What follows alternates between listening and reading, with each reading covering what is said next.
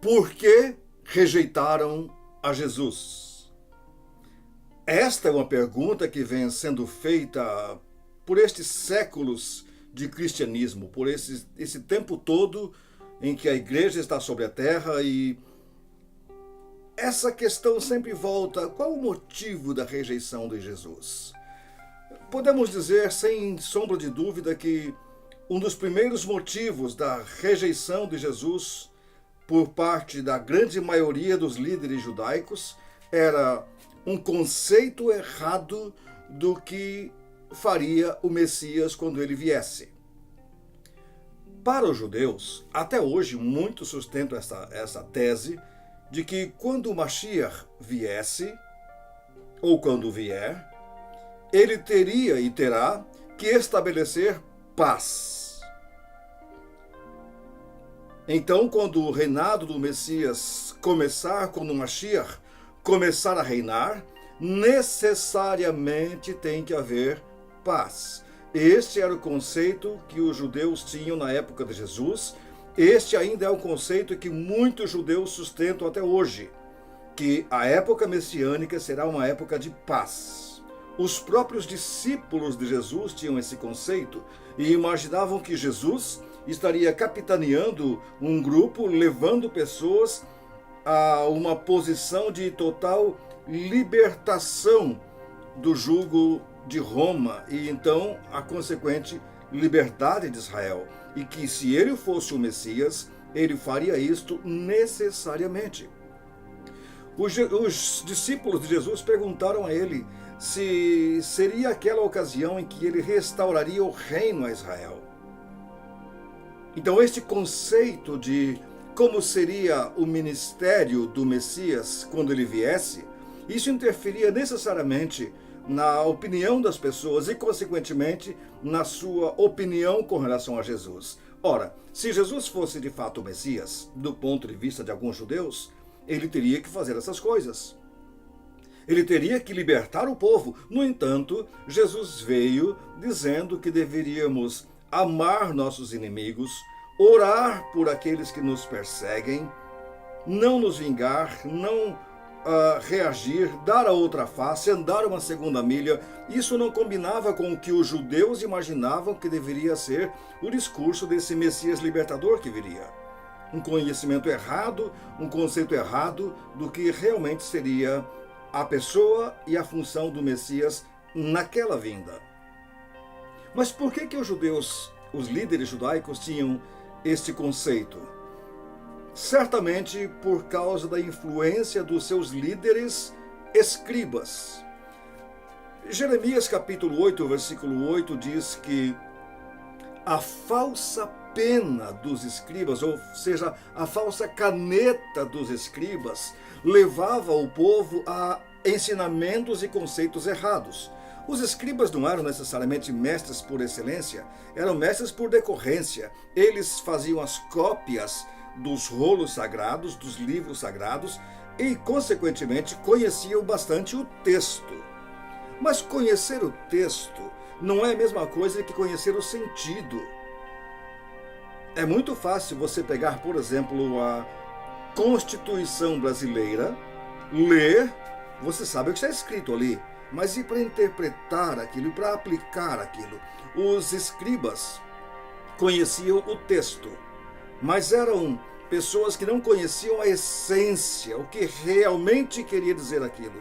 E isso causava, então, ensinamentos completamente errados, a ponto de Deus dizer que se os líderes religiosos judeus tivessem ensinado realmente o povo, Jerusalém nunca teria sido destruída. E não teria mesmo. Quando veio o Messias, quando Jesus Cristo veio, e ele de fato é o Mashiach, os judeus tinham ainda esses resquícios de ensinamentos errados, a ponto de as pessoas olharem e disserem: não, esse não é o Messias.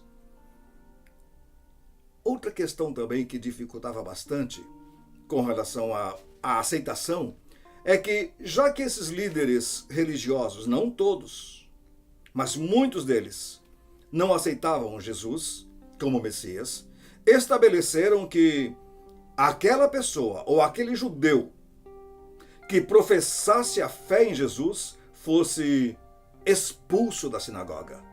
Isso está no livro de Atos, no capítulo 9, você pode ler depois. Ora, o que aconteceria com um judeu se ele fosse expulso da sinagoga?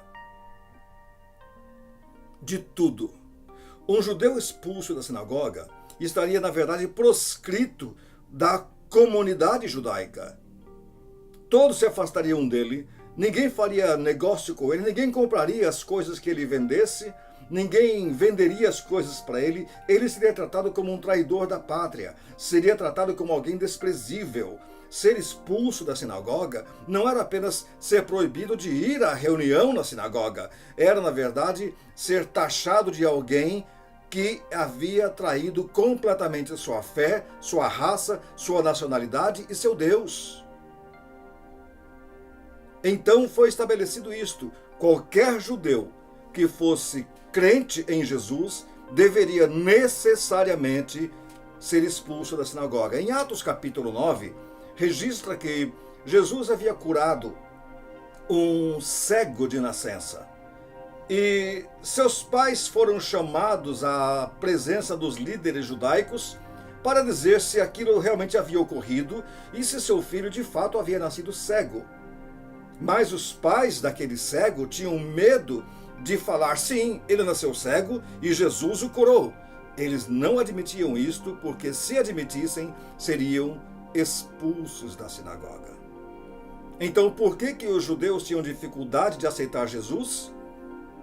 Por conceitos errados do que seria o Messias e sua função e seu papel, por efeitos de ensinamentos errados dos seus escribas e por medo de serem expulsos das sinagogas.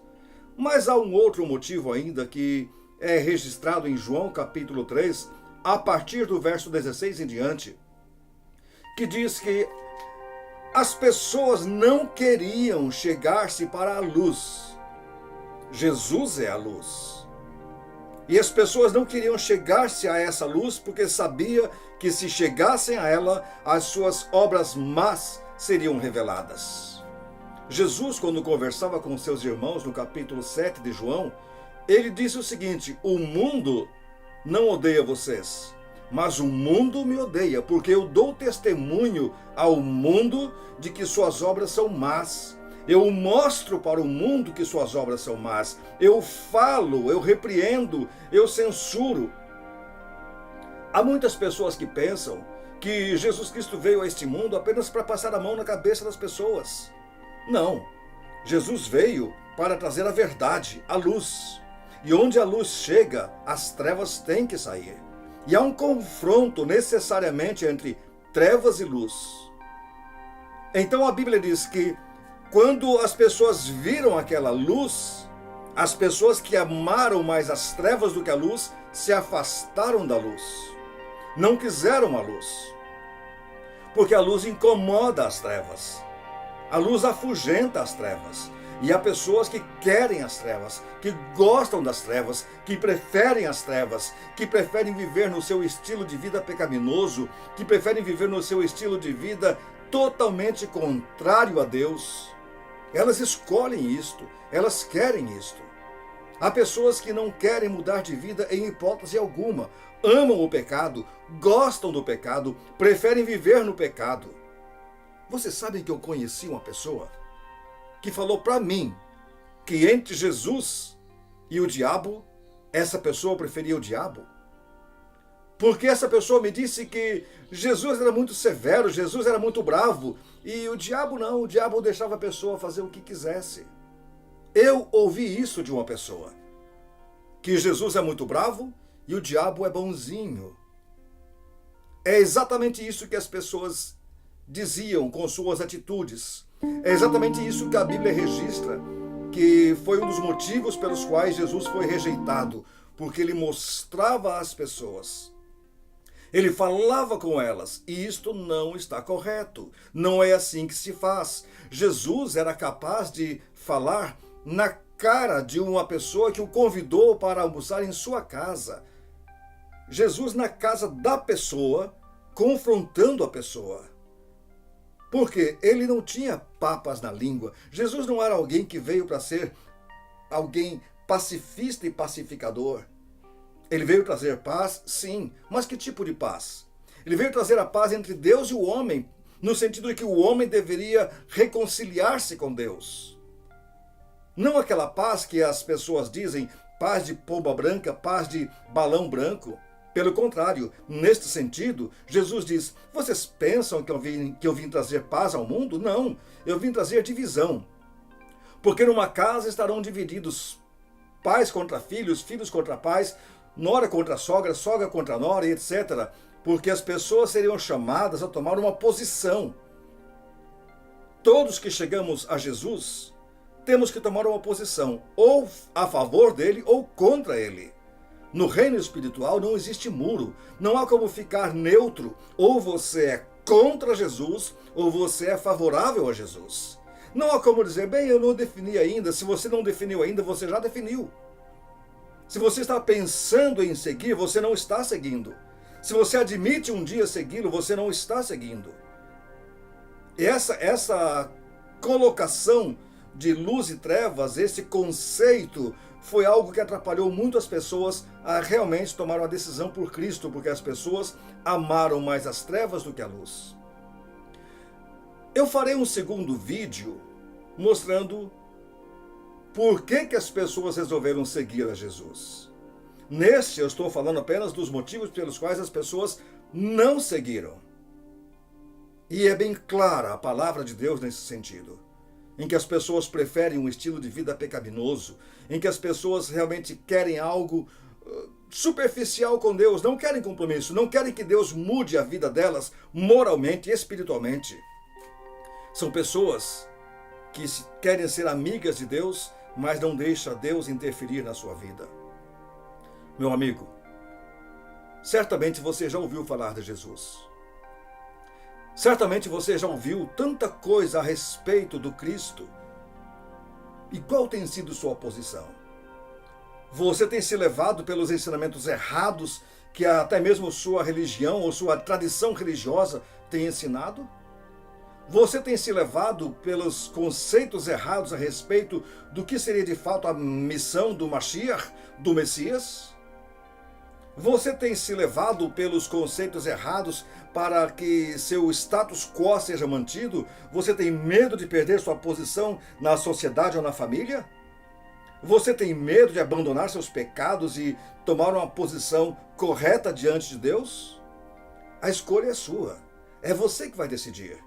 Se você aceita este Jesus como alguém de fato enviado por Deus, ou se você diz não, crucifica-o.